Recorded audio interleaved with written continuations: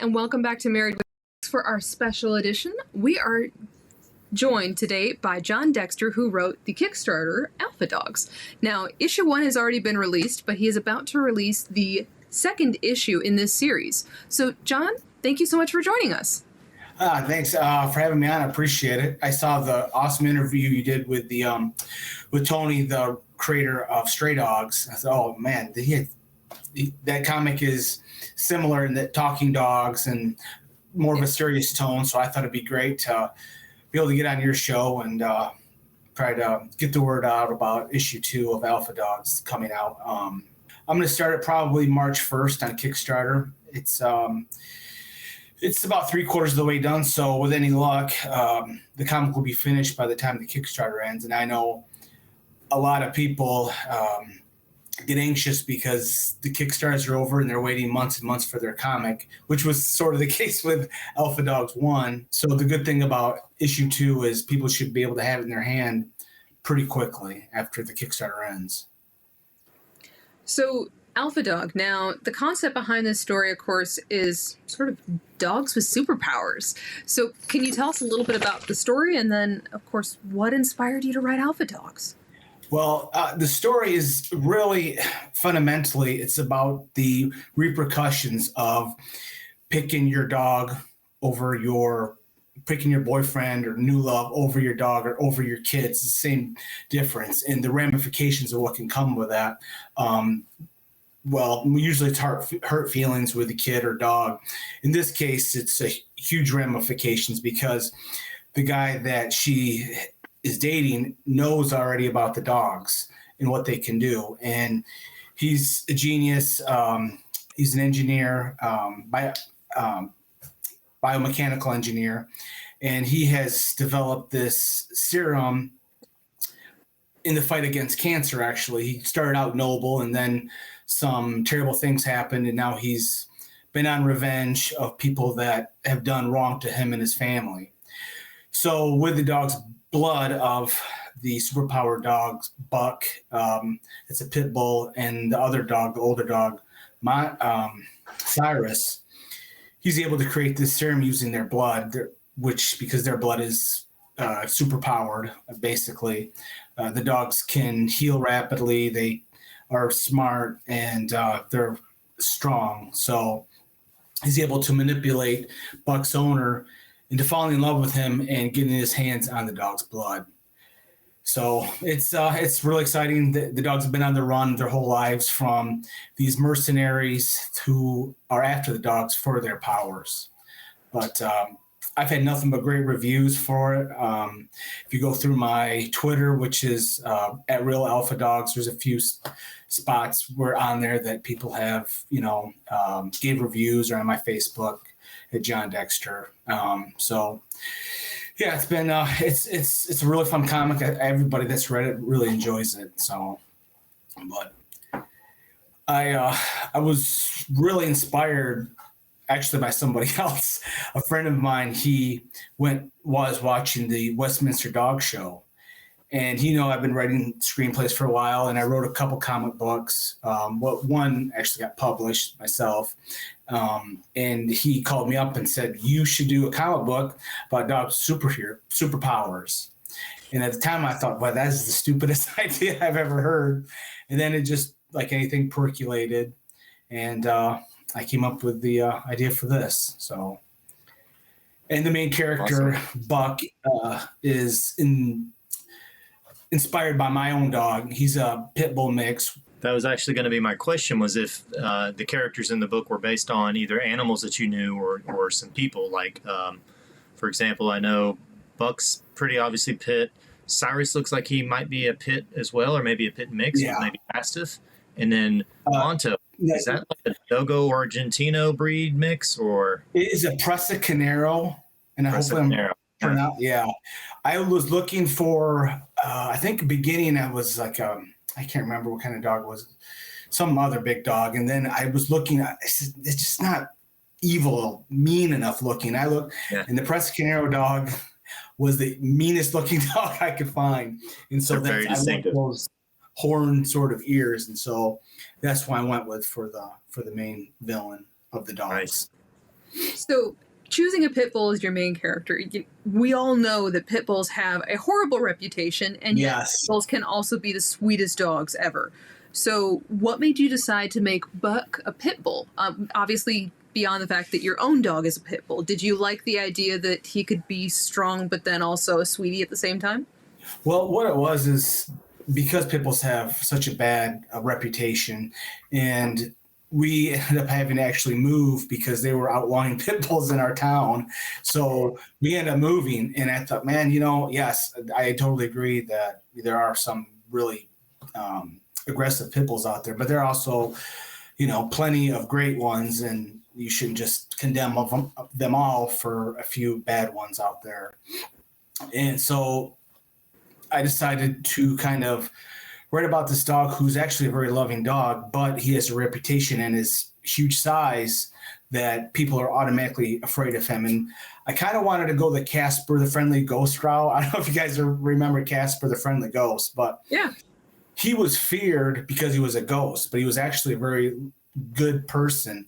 And I always I kind of wanted to go with that kind of concept with that the dog is such a good-hearted dog that even though people fear him, he's still going to do the right thing. And I thought that was a really good character trait to bring into my main character. Very cool.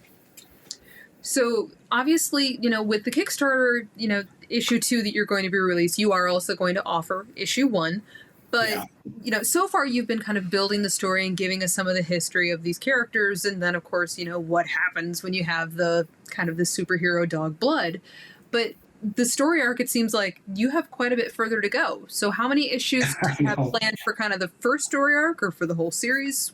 I've cut it down pretty good. I'm down to I think I can get away with 9 issues for the first story arc to complete that. My goal for this year is to get 2 of them out there. So I've got 6 written right now. In the first issue, you kind of get a lot of the background from Buck and Cyrus, as well as, at least their modern history, I'll call it, maybe. And you get some background from the humans in the story. Is issue 2, I saw the preview for it. Is that going to kind of take us in the direction of maybe giving more of the beginnings of Buck or Buck and Cyrus? Really, we're constant with issue 2. What I've done is I have a flashback on the cover that I went with. It's Buck as a pup. And what it is we have a flashback in there, and we're going to be introduced to this group called BlackRock, these mercenaries who have been after Buck's owner and, of course, the dogs for most of their lives because they know the dog's powers. And I don't want to give too much away, but they know of the dog's powers. So their goal is to capture the dogs to try to recreate their powers. There's a big backstory there. And, of course, if you've seen the preview, we see that Salem's experiment was a success with his dog Monto. And now the goal of issue 2 really is Salem getting his hands on the dog's blood so that he can create more superpowered dogs. And each dog will have their own ability that he's able to get. Obviously, Monto can grow really big, and he's going to be a formidable for Buck as the story goes along. So another storyline that it reminds me of, and I hope you take this as a compliment if you're familiar with the series or if you're not, Dark Happy Gilmore. Oh my God. No. Dark Angel is a made-for-TV series. It's older. I've heard of it because my son was in love with Jessica Alba on that show, but I've never actually seen it. So that was one of the as I was reading, and I got towards the middle to the end of issue 1, and then for sure when I hit 2, and I saw that cover and that little bit of a flashback that you already described, I immediately went to Dark Angel for the blood, the two different storylines going on thing. I thought, yes, and I love Dark Angel, so that's a compliment. We love for Dark sure. Angel, Yeah. No, that's fine. I haven't seen it, but my son was in love with Jessica Alba. I remember that very distinctly. So, yeah, he was not alone. I liked the TV series because it was just awesome. But yes, that too. Yes. Yeah. I tried to come up with something that I felt was, pretty original. To the best of my knowledge, I don't know of too many books like mine that are doing, this kind of sprawling storyline with a lot of intrigue with dogs as your main characters. Everybody loves dogs, so. Well, we all love dogs, of course. Clearly, we had one greyhound that. Yeah. But Foster. yes, our foster.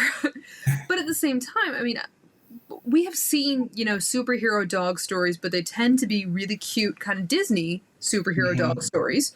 This one is definitely taking a darker twist and a darker tone. But the thing that I really like is, even though the dogs can communicate with each other, the humans, they can understand the humans, but the humans still can't understand the dogs. And I think that is always something that Scott and I will joke about, is the fact that we swear the dogs are having their own conversation with, definitely. Tell it in their eyes.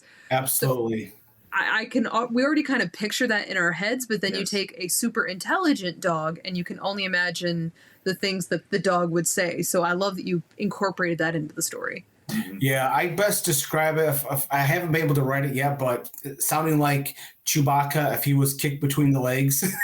Basically, the conversations. I haven't been able to write that in there, but that's coming hopefully one day. That should be what it kind of sounds like, a higher pitched Wookiee talk, I guess. Right. I've got to go back and reread it now with that in mind. Exactly. That's awesome. Now, as you know, of course, with Stray Dogs and even with Good Boy, one of the things that everyone has kind of gone a little crazy for or enjoyed a great deal has been the variant covers. So with Stray Dogs, it was horror homage covers. With Good Boy, they did more action movie homage covers. Are you going to homage some, superhero covers? What are you going to do? And those are great ideas. Well, one thing, Stray Dogs has basically cornered the market. There's like 70 variant covers, all inspired by movies. There's so many of them. But no, I am going to do at least one variant cover. I came up with the covers, but then I let my project manager kind of come up with two of them, and then I put up to a vote. And his were really good. His were more like movie poster, but mine, I was inspired by Jurassic Park, the T-Rex. So on the variant cover, it's going to be Monto on a car hood with the windshield smashed. Yeah, it's going to be total opposite. You're going to have a cute puppy, and then you're going to have an evil dog smashing the hood to get to the humans inside the car. So we've already discussed you're going to have other dogs, perhaps from this background that Buck shares with Buck. Other breeds as well. Have you got anything else in the pipeline as far as what's going to hit the page? Right now, it's I'm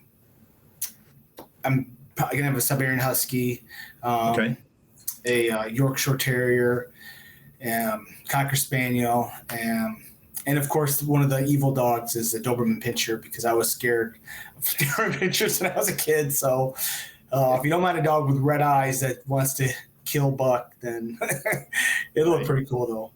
You piqued my curiosity, and you don't have to reveal it here, but now I'm really curious what superpower a Yorkie has. I don't mind telling you. The Yorkie. Yeah, no, actually, I got to wait on that, because I hate exposition. So you're going to find out the power when they actually use it. So awesome. Okay. Yeah. So for everybody watching, if you're as inquisitive as me about a superpowered Yorkie and what that would be, stay tuned, right? Exactly.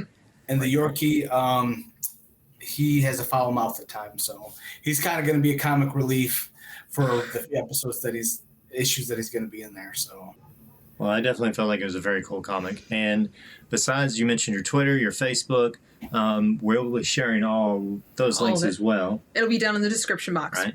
But is there anything else that you would like for anybody who's maybe watching this interview that hasn't seen the first issue yet, getting ready to go check it out on your page, to know about kind of like your inspiration behind it without giving away too much about the storyline, but basically what is the overall picture of Alpha Dogs look? What do you think that they're going to get from it if they follow it all the way through to the end of the series? They're going to hopefully fall in love with the main character Buck and see that this dog is big and mean looking and a pit bull, but he's very lovable. Will sacrifice himself for others, and really it's like I said, it's a cautionary tale for people to say, hey, you know what?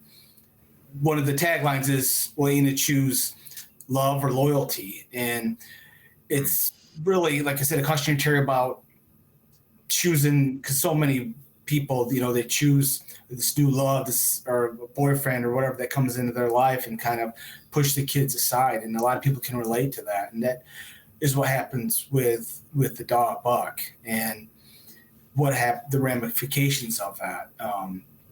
And it's so, I think it kind of pulls at people's heartstrings a little bit that this dog's been ignored and kind of gotten a lot of trouble because in issue 1, he tries to protect his family by biting off the digits of Salem, and all that does, and the dog Cyrus tells him, you've only made matters worse for yourself, because now Ina will feel more obligated to help out a boyfriend and be a lot more angrier than with Buck. So, he's a dog, and most dogs, they're like, very loyal, and that's what he is. He's loyal to a fault to his owner. And I think people